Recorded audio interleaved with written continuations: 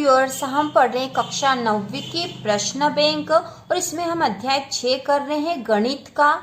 तो गणित के अध्याय 6 का प्रश्न नंबर 10वां जो कि बहुत इंपॉर्टेंट है, यह हम करेंगे। और इसमें दे रखा है यदि कोण एक्स वाई जेड बराबर 64 डिग्री और एक्स वाई को बिंदु P तक बढ़ाया गया है, यदि किरण वाई क्यू कोण जेड वाई पी को समद्विभाजित करती है तो आकृति खींचकर कोण एक्स वाई आर और प्रतिवर्ती कोण क्यू वाई पी के मान ज्ञात कीजिए। तो यहाँ पर हमें आकृति भी नहीं दे रखी थी और यहाँ कहा गया है आकृति खींचकर, मतलब आकृति हमें बनानी है। तो इसे करेंगे अब हम। यहाँ पे सबसे पहले कहा गया है कोण एक्स वाई जेड बराबर 64 डिग्री। तो हम कोई सा कोण बना लेंगे। यहाँ पे कोण एक्स वाई जेड हमें बनाना है, तो हम यहाँ पर एक कोण बनाएंगे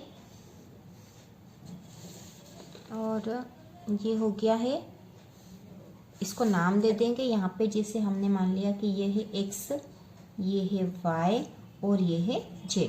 तो कोण एक्स वाई जेड यहाँ बन गया है और इसका मान हमें दे रखा है 64 डिग्री है। कोण एक्स वाई जेड बराबर 64 डिग्री है और एक्स वाई को बिंदु P तक बढ़ाया गया है।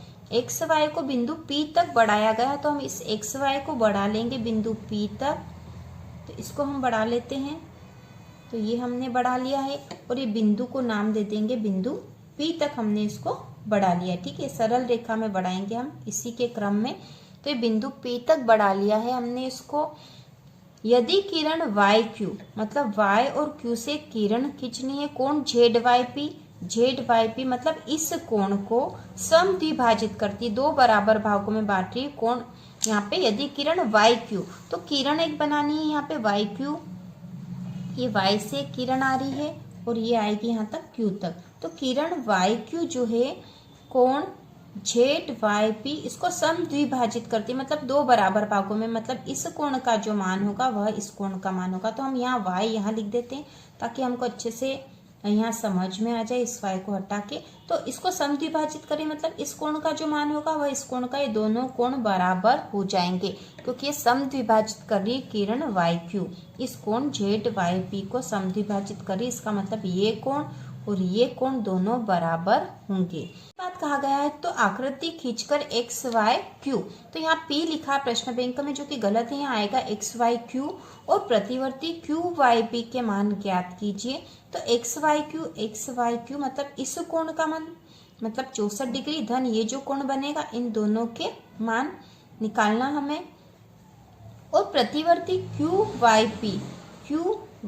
पी का प्रतिवर्ती, तो क्यू वाई पी तो ये कोण है और इसका प्रतिवर्ती मतलब जो शेष बचा पूरा कोण, उसका मान निकालना है। तो हम इसे करते हैं। तो सबसे पहले हम देखते हैं कि कोण एक्स वाई जेड बराबर 64 दे रखा है, तो एक्स वाई जेड 64 है।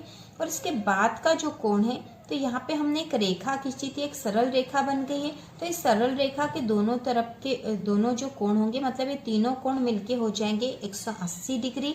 तो हम पहले इस बड़े कोण का मान निकाल लेंगे। ठीक है, ये जो बड़ा कोण था इसका नाम है जेड वाई पी, जो कोण बनेगा जेड वाई पी, इसका मान निकाल लेंगे और धन 64 और ये दोनों कोण मिलके हो जाएंगे 180 डिग्री। तो पहले पूरे बड़े कोण का मान निकाल लेंगे, फिर उसे दो भागों में विभाजित कर देंगे, तो इन दो कोणों के मान भी हमारे पास आ जाएंगे। तो करते हैं, हम लिखेंगे दिया है कोण एक्स वाई जेड बराबर 64 डिग्री। 64 डिग्री का है। अब हम जानते हैं कोण एक्स वाई जेड धन एक्स वाई जेड मतलब ये धन कोण जेड वाई पी बराबर होंगे 180 डिग्री, क्योंकि ये दोनों क्या हो रहे हैं, ये दोनों हैं सरल कोण हो जाएंगे, सरल कोण।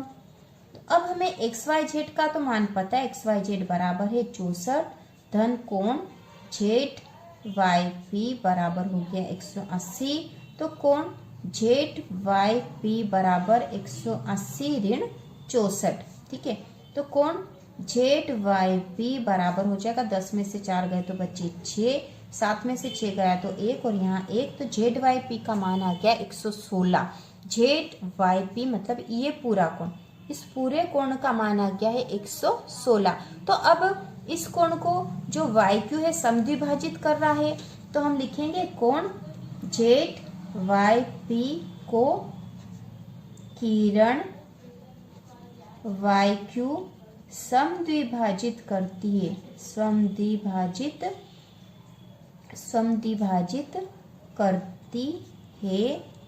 कोण ZYP को किरण YQ समद्विभाजित करती है, इसलिए कोण जो है ZYP बराबर जो कोण बन रहे हैं, कोण ZYQ धन कोण QYP, ये दो बराबर कोण बन रहे हैं, इसलिए प्रत्येक कोण का जो मान होगा इसका आधा होगा। तो हम एक कोण का जब मान निकालेंगे तो कोण ZYQ बराबर जो है कोण ZYP बटा 2। तो कोण ZYP का मान हमने निकाल लिया है जो कि 116 है, तो 116 बटे 2, तो कोण ZYQ बराबर हो जाएगा 2 पंजे 10, 2 8 16, मतलब 58 डिग्री, 58 डिग्री का हो जाएगा। ठीक है, 58 डिग्री का हो जाएगा ये। तो यहाँ पे जो कोण ZYQ है ये 58 का है, तो कोण QYP भी 58 का होगा।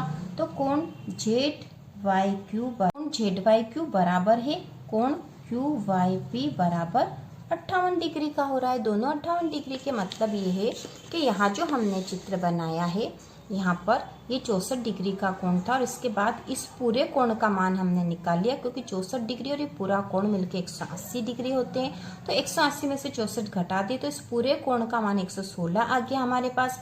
लेकिन ये पूरा कोण तो दो बराबर भागों में विभाजित है, मतलब ये कोण ZYQ ये वाला कोण और कोण QYP मतलब ये वाला कोण। तो इन दोनों कोणों का मान भी हमने निकाल लिया, ये 58 डिग्री का आया और ये भी 58 डिग्री का आ गया है। अब हम प्रश्न देखते हैं कि हमसे प्रश्न में क्या पूछा था। तो यहाँ बोला था हमसे, यदि किरण YQ कोण ZYP को समद्विभाजित करती है तो आकृति खींचकर कोण XYQ, तो कोण XYQ मतलब XYQ मतलब ये पूरा बड़ा कोण, तो 64 धन 58 करेंगे तो XYQ का मान आ जाएगा। और प्रतिवर्ती QYP के मान ज्ञात कीजिए, तो हम इससे करेंगे। तो इसे करने के लिए हम करेंगे अब आगे। तो हमसे पूछा है कोण XYQ, तो हम इसका मान निकालेंगे कोण XYQ बराबर, तो कोण XYQ मतलब ये पूरा बड़ा कोण किसके बराबर होगा, कोण XYZ धन कोण ZYQ, इसके बराबर है दोनों कोण मिलके। तो कोण XYQ बराबर कोण XYZ तो है 64 धन ZYQ हमने अभी निकाला, ये 58 है, 58। तो कोण XYQ कितना हो जाएगा, 8 और 4 12 की 2, हासिल का 1, 6 और 1 7 और 5 12, 122 डिग्री का हो गया कोण XYQ का मान। कोण XYQ बराबर हो गया 122, जो कि हमें पहला आंसर मिल गया है, इसका मान आ गया है। अब हमसे पूछा है और प्रतिवर्ती QYP, तो हम लिखेंगे यहाँ पर, इसको अब हम और करते हैं, प्रतिवर्ती कोण QYP बराबर, ठीक, प्रतिवर्ती QYP, तो QYP तो ये 58 का है और इसका प्रतिवर्ती मतलब यहाँ से लेकर यहाँ तक का कोण, QYP इतने कोण को छोड़कर बाकी जो पूरा कोण बन रहा है यहाँ से लेकर यहाँ तक, उसका मान निकालना है। तो पूरे जो कोण होता है, सरल रेखा के दोनों ओर के कोण मिलके हो जाते 360 डिग्री के, और 360 में से हम 58 हटा देंगे तो ये कोण आ जाएगा हमारे पास। तो प्रतिवर्ती QYP बराबर हम लिखेंगे कोण, प्रतिवर्ती QYP बराबर, यहाँ पे कोण लिखने के बजाय हम सीधे लिख देंगे प्रतिवर्ती QYP बराबर 360 ऋण QYP का क्या मान आया था 58, 360 ऋण 58, तो QYP का मान हमने घटा दिया, कुल कोण आएगा 360 का, इसमें से 58 घटा देंगे तो प्रतिवर्ती QYP मतलब QYP को छोड़ के बाकी उस गोले में जितना बड़ा कोण बनेगा उसका मान हमें बताना था।